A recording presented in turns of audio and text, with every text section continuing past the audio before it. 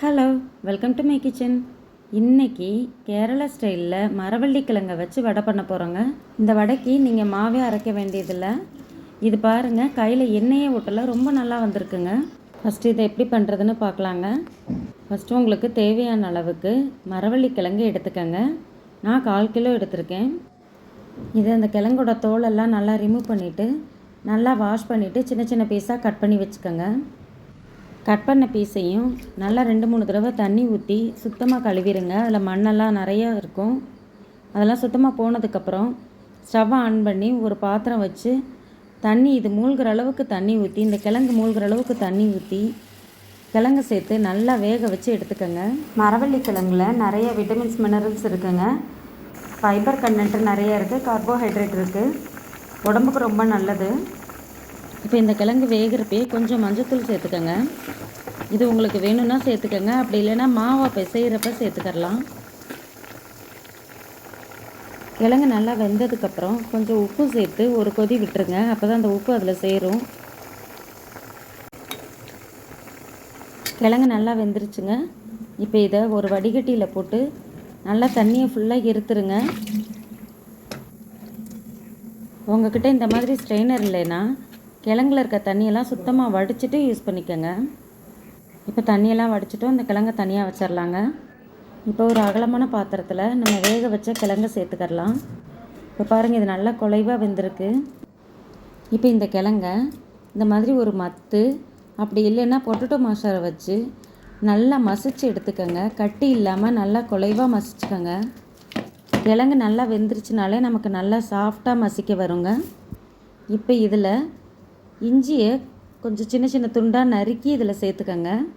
இப்போ ஒரு மிக்ஸி ஜாரில் 2 பச்சை மிளகாய் போட்டு நல்லா அரைச்சி எடுத்துக்கலாங்க. இப்போ அரைச்சி எடுத்த பச்சை மிளகாயும் இதில் சேர்த்துக்கோங்க.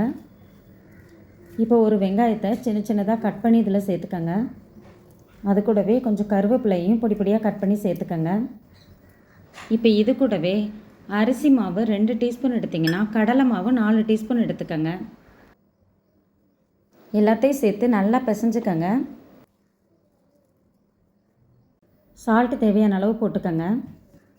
உங்களுக்கு பச்சை மிளகாய் சேர்க்க பிடிக்கலைன்னா மிளகாத்தூள் கூட சேர்த்துக்கலாங்க.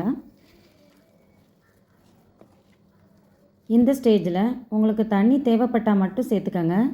கொஞ்சமாக தெளித்து சேர்த்துக்கோங்க, ஊற்ற வேண்டாம். இப்போ எல்லாத்தையும் சேர்த்து நல்லா பிசைஞ்சு இந்த மாதிரி கன்சிஸ்டன்சிக்கு வச்சுக்கோங்க. இப்போ கரெக்டான பதம். இப்போ மாவு ரெடி ஆயிடுச்சுங்க. நெக்ஸ்ட்டு கையில் கொஞ்சம் எண்ணெய் தடவிட்டு நம்ம உளுந்த வடை தட்டுற மாதிரியே ஒரு உருண்டை எடுத்து ஒரு பாலிதீன் கவரில் எண்ணெய் தடவிட்டு அதில் உளுந்த வடைக்கு தட்டுற மாதிரி தட்டி ஓட்டை போட்டுருங்க. இப்போ ஸ்டவ்வை ஆன் பண்ணி ஒரு கடாயை வச்சு எண்ணெய் ஊற்றிக்கங்க. தேவையான அளவு எண்ணெய் ஊற்றி நல்லா ஹீட் ஆனதுக்கப்புறம் எண்ணெய் காஞ்சிருச்சான்னு செக் பண்ணிவிட்டு இந்த வடையை ஒவ்வொன்றா போட்டு பொரிச்சு எடுத்துடலாங்க. இந்த வடை தட்டுறதுக்கு கையில் எண்ணெயை தடவிட்டு தட்டினீங்கன்னா ஒட்ட மாட்டேங்குது. அதே மாதிரி நீங்கள் உளுந்த வடைக்கு போடுற மாதிரி தண்ணியில் கையை நனைச்சிட்டு மாவை உருட்டி தட்டவையும் போடலாங்க. அந்த மாதிரி நல்லா வருது. மாவை இந்த மாதிரி தட்டி போடாமல் உருட்டியும் போடலாங்க, போண்டா மாதிரி. உங்களுக்கு எது ஈஸியாக இருக்கோ அந்த மாதிரி ட்ரை பண்ணுங்கள்.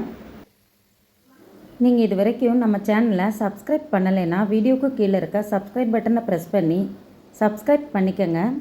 உங்களுக்கு இந்த வீடியோ பிடிச்சிருந்தா ஒரு லைக் போடுங்க, மற்றவங்களுக்கும் ஷேர் பண்ணுங்கள். இப்போ வெந்துருச்சுங்க. மேலே மொறுன்னு வருது, உள்ளே நல்லா சாஃப்டாக இருக்குங்க. டேஸ்ட்டும் டிஃப்ரெண்ட்டாக நல்லா இருக்குது. நீங்கள் ட்ரை பண்ணி பாருங்கள். இது மேலே கொஞ்சம் கூட எண்ணெய் குடிக்கலைங்க. நீங்கள் இது வரைக்கும் இந்த வீடியோ பார்த்ததுக்கு ரொம்ப நன்றி. தேங்க்ஸ் ஃபார் வாட்சிங்.